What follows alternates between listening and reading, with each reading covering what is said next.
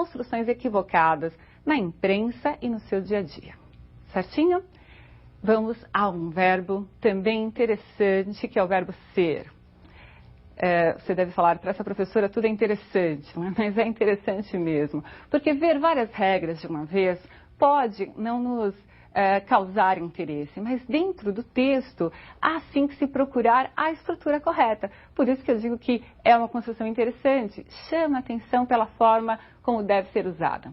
Já falamos do verbo ser como um verbo impessoal. Falamos que ele foge à regra dos impessoais, que é ficar na terceira pessoa do singular. O verbo ser foge da regra, porque mesmo quando não há sujeito, ele concorda com uma indicação numérica. Por exemplo, são 3 horas da tarde.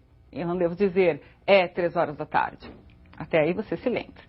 Ocorre que o verbo ser, ainda nessa sua característica de ser diferente, pode concordar, quando houver sujeito, com o sujeito ou com o predicativo do sujeito.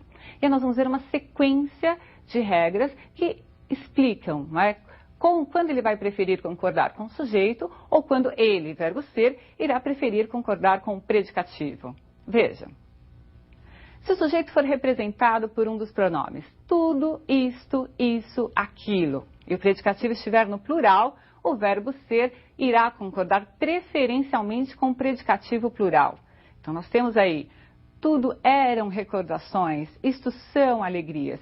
Se você vir em algum lugar uma construção assim, tudo é recordações, não a considere errada, porque também é permitida essa construção no singular pelos gramáticos. Há uma preferência pelo plural, mas também se permite a construção no singular.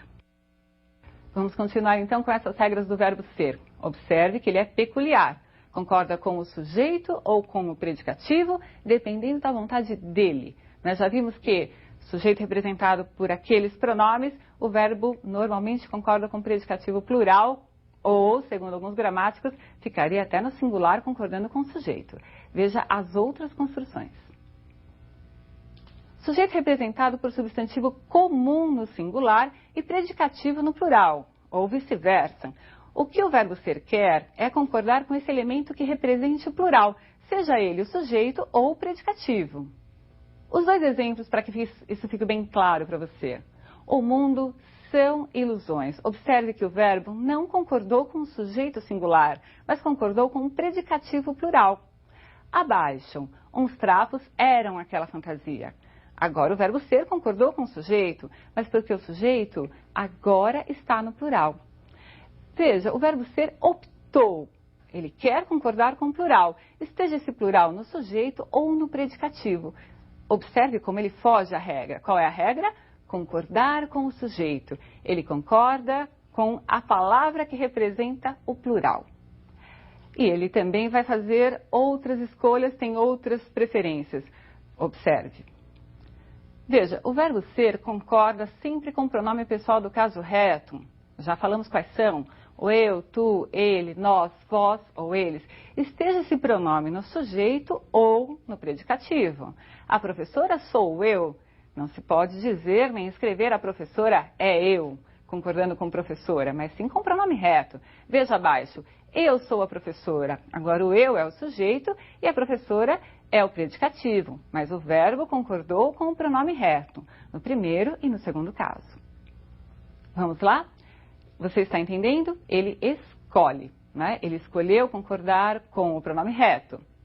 É uma característica dele. Ele escolheu concordar com o nome que indique plural. É uma característica dele. Vamos a outra característica do verbo ser.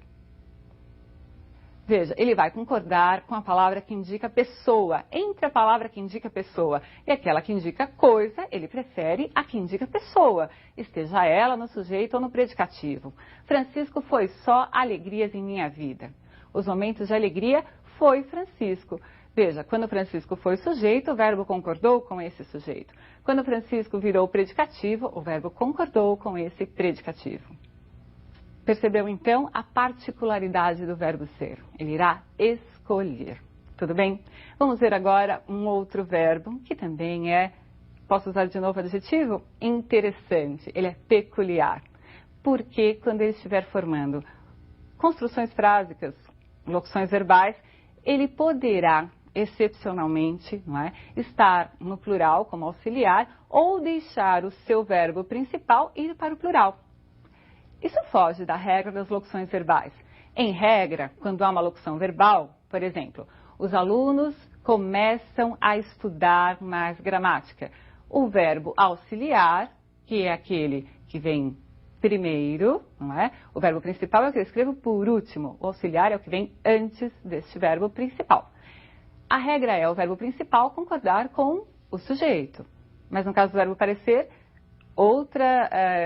vai haver outra possibilidade. Não só o verbo auxiliar será flexionado, mas também o verbo principal poderá ser. Veja.